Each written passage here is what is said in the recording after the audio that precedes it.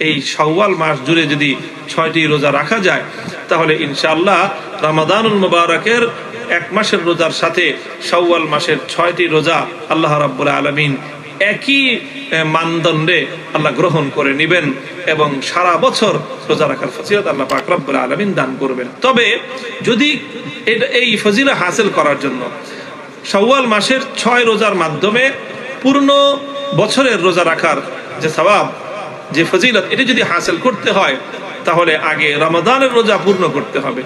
যদি কোনো কারণে কারো রমাদানের রোজা ভঙ্গ হয়ে যায়, কোনো কারণে অসুস্থতার কারণে হোক অথবা সফরের কারণে হোক, কোনো ওজরের কারণে হোক অথবা যে কোনো কারণে যদি রমাদানের রোজা কেউ ভঙ্গ করতে হয় কারো, তাহলে শাওয়ালের নফল রোজা রাখবার আগে তাকে রমাদানের এই ভাঙ্গা রোজাগুলো তাকে পূর্ণ করতে হবে।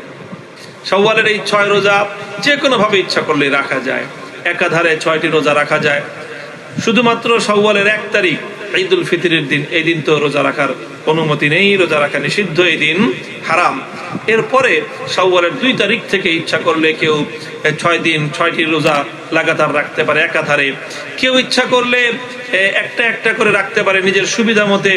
যে কোনোভাবে পূর্ণ শাওয়াল মাস জুড়ে এই অবকাশ আমাদের জন্য থাকছে। মা বোন যারা মাসিকের কারণে রমজান রোজা ভাঙতি হয়েছে, তারা সেই রোজাগুলো আগে রাখবেন না শাওয়াল রোজা আগে রাখবেন, এ নিয়ে ওলামাদের 2 রকমের মতই আছে।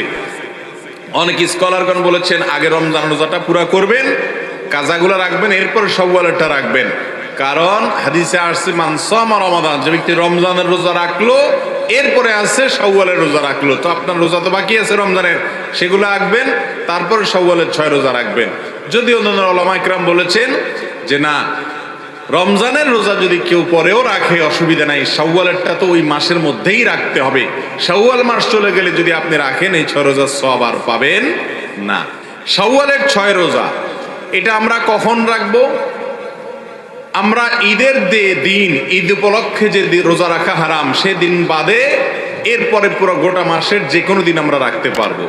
এমনকি কেউ যদি শুধু শুক্রবারের সুযোগ পায় শুধু শুক্রবারে রাখবেন, শুধু শুক্রবারে রোজা রাখা এমনি, শুধু জুমার দিনে রোজা রাখা এমনিতে নিষেধ হাদিসে। কিন্তু শাওয়ালের 6 রোজা হিসাবে আপনি হয়তো ছুটি পান ওই একটা দিন, শুধু সেদিন আপনি রাখবেন, তো রাখতে পারেন। এগুলো শাওয়ালের 6টা রোজা একসাথে রাখতে হবে এমন কোনো জরুরি না। একদিন আজকে একটা রাখলেন, আবার 2 দিন পরে একটা রাখলেন, প্রথম সপ্তাহে 2টা রাখলেন, পরের সপ্তাহে আবার 2টা রাখলেন, এভাবে আপনি গ্যাপ দিয়ে রাখতে পারেন। গোটা মাসের ভিতরে মোট 6টা হলেই শাওয়ালের 6 রোজা হয়ে যাবে। শাওয়াল মাসে আল্লাহ রাসূল সাল্লাল্লাহু আলাইহি ওয়াসাল্লাম 6টি রোজা রাখতেন। এখনো শাওয়াল মাসের আরো অনেকগুলো দিন আমাদের হাতে বাকি। আবু আইয়ুব আল আনসারী রাদিয়াল্লাহু তাআলা আনহু বর্ণনা করেন যে আমি আল্লাহ রাসূল সাল্লাল্লাহু আলাইহি ওয়াসাল্লামকে বলতে শুনেছি, আল্লাহ রাসূল বলেছেন, মান সামা রমাদানা সুম্মা আতবাআহু সিত্তাম মিন শাওয়ালিন কানা কাসিয়ামিদ দাহর।